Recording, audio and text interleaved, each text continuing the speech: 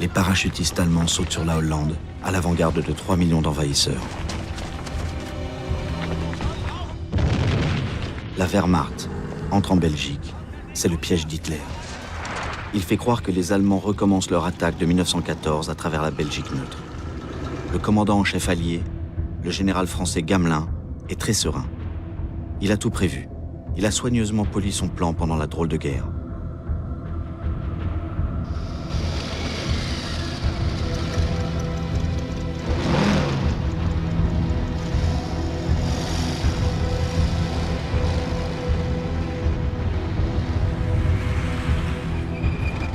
Gamelin envoie donc en Belgique ses meilleures divisions motorisées, le fer de lance de l'armée française, avec tout le corps expéditionnaire britannique.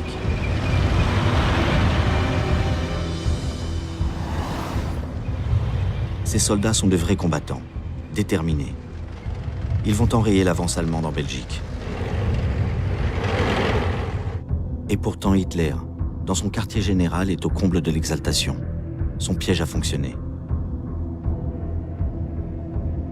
Il dit « J'en pleurerai de joie ». Il donne comme consigne au maréchal Göring, le maître de l'aviation, de ne pas bombarder les colonnes françaises, de les laisser s'engager profondément en territoire belge. Et il les attaque à revers. Sa véritable offensive, c'est à travers les Ardennes.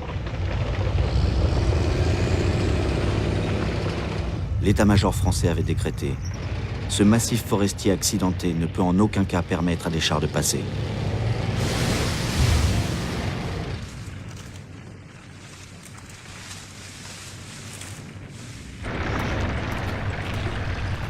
Rien ne les arrête, sauf leur propre embouteillage.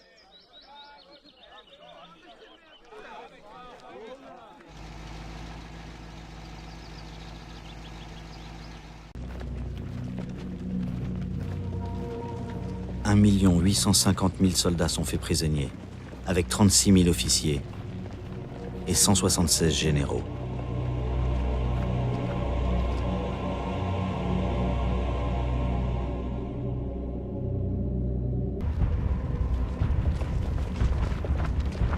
Le sort de la France se joue maintenant en 3 journées décisives.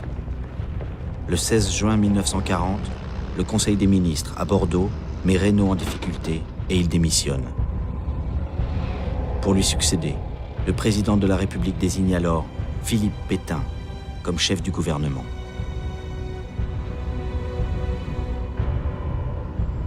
Place de la Bastille, ceux qui sont restés écoutent le maréchal. Pétain, le vainqueur de Verdun, il annonce qu'il demande l'armistice. Français, j'ai demandé à nos adversaires de mettre fin aux hostilités. J'ai pris cette décision dure au cœur d'un soldat, parce que la situation militaire l'imposait.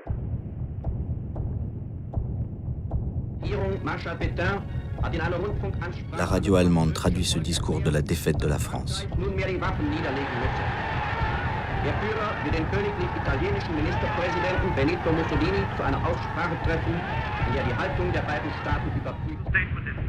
Des Français captent la BBC, la radio anglaise. Le général de Gaulle est arrivé à Londres.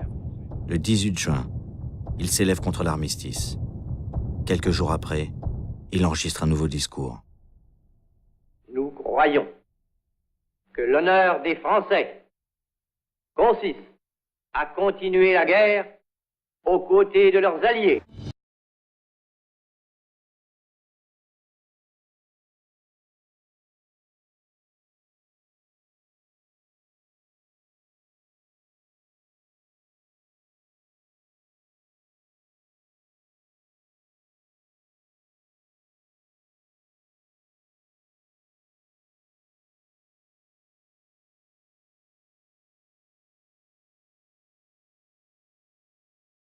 Ici, Radiodiffusion nationale de l'État français.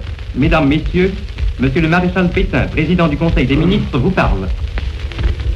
Français, à l'appel de Monsieur le Président de la République, j'assume à partir d'aujourd'hui la direction du gouvernement de la France. Sûr de l'affection de notre admirable armée, qui lutte avec un héroïsme digne de ses longues traditions militaires contre un ennemi supérieur en nombre et en armes. Sûr que par sa magnifique résistance, elle a rempli nos devoirs vis-à-vis de nos alliés. Sûr de l'appui des anciens combattants que j'ai eu la fierté de commander. Sûr de la confiance du peuple tout entier. Je fais à la France le don de ma personne pour atténuer son malheur. En ces heures douloureuses, je pense aux malheureux réfugiés qui, dans un dénuement extrême, sillonnent nos routes. Je leur exprime ma compassion et ma sollicitude. C'est le cœur serré que je vous dis aujourd'hui qu'il faut cesser le combat. Je me suis adressé cette nuit à l'adversaire pour lui demander s'il est prêt à rechercher avec moi, entre soldats, après la lutte et dans l'honneur, les moyens de mettre un terme aux hostilités. Que tous les Français se groupent autour du gouvernement que je préside pendant ces heures, pendant ces dures épreuves, et fassent taire leur angoisse pour n'obéir qu'à leur foi dans le destin de la patrie.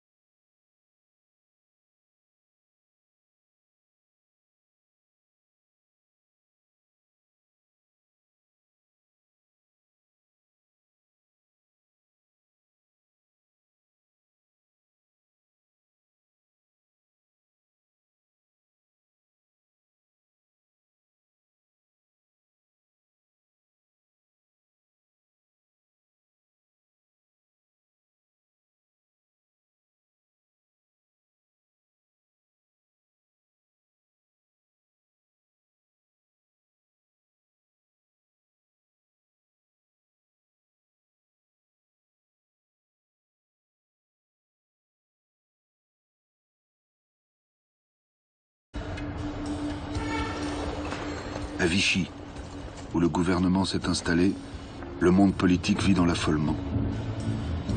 La grande majorité des parlementaires vient de liquider la République. Ils ont légalement donné le pays à un homme de 84 ans, qu'ils pensent providentiel. Philippe Pétain, l'un des héros de la Grande Guerre, celui qui a déjà vaincu les Allemands. Maréchal, académicien, ambassadeur, ministre. Ses titres, sa gloire et son grand âge inspirent confiance.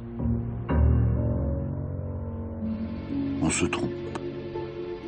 Pétain est un ambitieux qui n'est pas encore rassasié.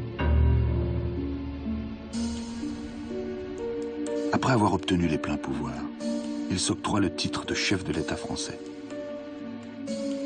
Enfin tacticien, il suspend les assemblées. Il exploite le chaos politique pour engager une refondation autoritaire de la France. La Révolution nationale.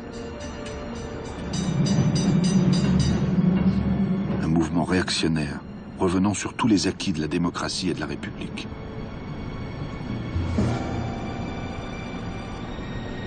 Le maréchal a convié tous les Français à faire ce qu'il a appelé la Révolution nationale, c'est-à-dire une vraie révolution, rompant délibérément et définitivement avec tout ce qui a conduit la France dans l'état où elle se trouve actuellement. Et les boucs émissaires sont immédiatement désignés. Les étrangers, les francs-maçons et les juifs sont progressivement exclus de la société par une série de lois révélant la nature raciste et antisémite du régime.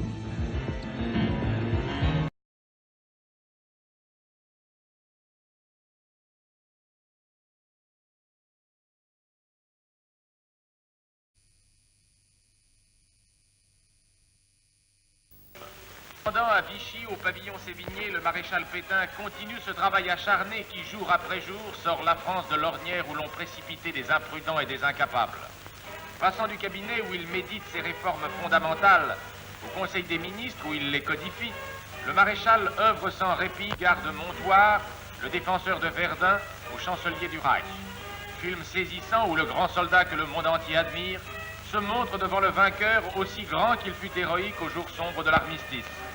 Accompagné par M. von Ribbentrop, ministre des Affaires étrangères du Reich, le chef de l'État va s'entretenir de la reconstruction de l'Europe avec le Führer chancelier dont les paroles d'accueil rendront hommage à sa valeur, à son courage, à sa sagesse. Le vainqueur de Verdun ici rend la France à la vie européenne. Il a donné aux Français le droit d'espérer. Chacun de ces actes leur dit « Nous avons à restaurer la France, suivez-moi ».